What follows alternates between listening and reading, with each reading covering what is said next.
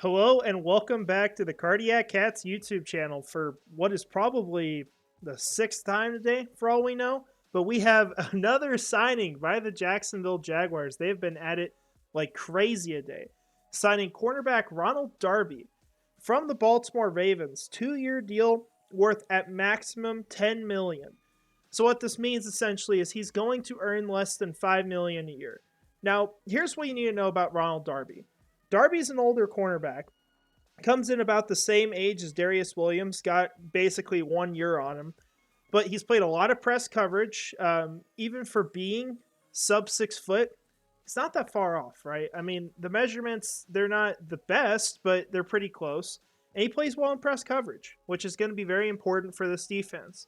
The Jaguars, as we've talked about, are a team that likes to address their needs in free agency so that they can essentially go out and do whatever they want in the draft. They can draft the best player available, and they don't have to worry about it as much. And so signing Ronald Darby is an example of this, because now you look at your secondary, and I would say, like, you have your starters set in that group. You know, if you don't draft there, like, and it doesn't keep you from drafting. It doesn't mean that, like, you can't go out and get someone, but you have your players, right? You have guys you can rely on. You're going to be fine there. And so you talk about Ronald Darby, Darnell Savage, and then you've also got, of course, Tyson Campbell, Antonio Johnson, and then Andre Cisco. So the Jaguars have filled out their secondary pretty well at this point. It's a really cheap deal for them. It's going to be about what Okuda runs at, but this is a veteran. This is someone who's a little more proven at this point, and it's an extra year. So, I mean, you can see as far as grading, he has played pretty well overall, very balanced player. And the other thing you're going to see, we look at his alignment. Over his entire career, 153 snaps in the slot, 5,162 playing outside. He has played a lot of football, but it's all on the boundary. So I would expect very much for him to come in, clearly be a boundary cornerback to put alongside Tyson Campbell. Solid addition for the Jaguars. Now, what I want to update you guys on right now is a compensatory pick situation. And I'm just going to go ahead and say it. I would not worry as much now at this point about comp picks, because every player that has been signed by the Jaguars today is most likely going to fall into being a CFA gamed. And so it would basically take the Jaguars to not sign a single player and to have all their potential CFAs they would lose get big enough contracts to qualify for them to get a comp pick if Calvin Ridley walks. So at this point, it's basically eliminated. And that's really bad. Like, if you lose Ridley, obviously that sucks. It's going to be similar to the situation for the Bengals that almost unfolded where Jesse Bates was not going to be a comp pick. Although, interesting news, he actually is going to be. They had to do a reinvestigation into that.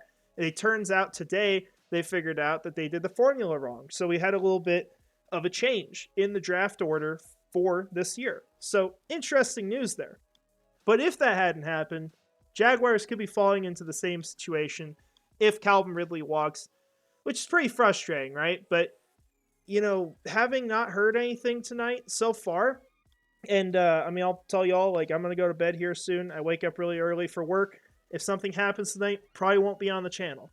But the longer it goes on, I think the more likely that Calvin Ridley comes back to the Jacksonville Jaguars. So realistically, you know, as far as comp picks go, I wouldn't worry about it as much at this point because the Jaguars have basically taken themselves out of the race with the decisions they've made.